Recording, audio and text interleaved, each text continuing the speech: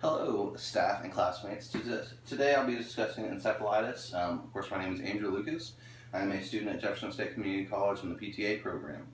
So if you look at this word, itis is of course going to show inflammation, and then if you look at the beginning of the word encephal, that's going to be discussing brain tissue. So as we go through this, so encephalitis, if you look at the actual definition, is an inflammatory disease and is caused by the viral infection or a hypersensitive response to a viral infection affecting the tissue of the brain. So the inflammation that occurs with this disease mainly affects the gray matter of the CNS.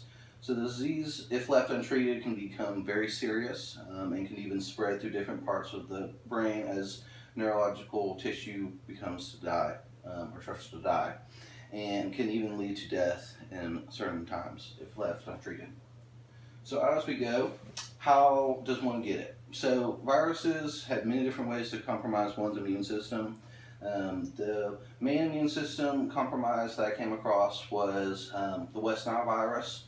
In many cases, that was one of the more general causes. Of course, there's other ways of getting this, basically through carriers such as mosquitoes or ticks. Through the West Nile virus can carry it through the bloodstream, and many times one does not know they have it until symptoms present later on through the severity of the disease. So also down here at the bottom, you're going to see I'm going to be discussing other viral infections that can come if you don't get vaccinations, such as measles and mumps. A lot of times if that comes into more complications, then that can lead to encephalitis. So as we continue on here, there's going to be two main groups of this disease. The first form is going to be primary encephalitis, and that is described as a condition where the virus affects directly the brain, whether that be widespread or localized. It's going to be directly affecting the brain. And then the secondary encephalitis is known more commonly as post-infection encephalitis, and it is described as the response by the immune system to this infection, where it's a little faulty, and it will actually end up attacking healthy brain cells as well as the other ones. So some signs and symptoms to watch out and just be aware of is fever, headaches, nausea, vomiting, and even followed by altered levels of consciousness. And even some more severe cases, comatose can occur, even up to weeks. So the infection will also show symptoms of the brain being affected. So whether that be the frontal lobe creating aggression or aggravation, or whether that be cerebellum and occurring more in like fine motor movements or anything like that. So some examples of this would be ataxia or disorders in the limb or of the cerebellum, like I just mentioned, and then of course that frontal lobe. And then down here you're going to see also sleep patterns can also be changed and altered with the immune system compromising the CNS. So as we continue on, here's some diagnostic tools that definitely advanced through the years. It has advanced way more than it used to be, but encephalitis most commonly is noticed through detection of the IgM antibody, which is drawn through the cerebral spinal fluid. Detection has improved, as I just mentioned, and even advancement of technology in the use of MRIs.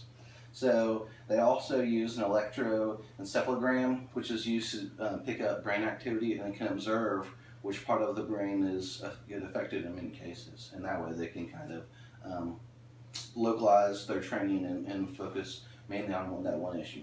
And down here at the bottom, and in very rare cases, especially where the symptoms do not improve, and in fact in some cases worsen, they actually will go in and take a small brain biopsy to observe the tissue and how much it's widespread.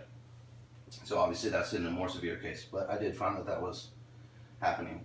The age at risk, anyone can of course get this, any kind of viral infection. The ones that are more susceptible to this are going to be the very young and the elderly. With the elderly, it's mainly just because of immune compromise. They don't have an immune system such as an average adult. But with kids, they have an immune compromised system, but they also are very well known to spread the disease, whether that be because of poor hygiene. In some cases, as of late in America's, they've become less vaccinations. Any of that kind of stuff can create more of it.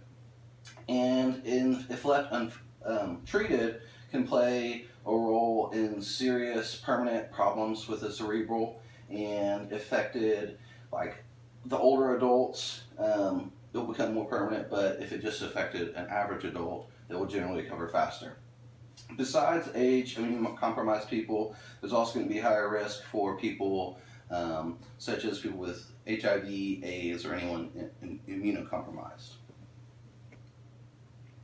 So looking at the prognosis, this is going to depend, it's going to vary from getting, as you can see here, mild cases, they're going to get better faster, and then in some more severe cases who are left untreated until the symptoms pretty much create comatose patients, that will lead even to death at some points. So as you can see here, and if it's caught in time, you have a generally good prognosis, and I have like a little fact down here, so there's different forms of encephalitis, and so certain types of it are going to be more likely to get a better prognosis on it. So also where you live will play a big role in it. As I've already mentioned, technology and medical advancement in the West Hemisphere has led to less West Nile virus and less of that occurring over here. But of course, if you live somewhere where you don't have that medical advancement or don't have that, then a lot of times the symptoms do worsen if not treated carefully. So treatment, the best way to treat this disease is going to be, of course, prevention, whether that be good hygiene or getting your vaccinations. Both of those are going to be keys with viral infections. And it also is going to depend on the severity of the case. So the doctor will decide how to treat this and how to go through the treatment.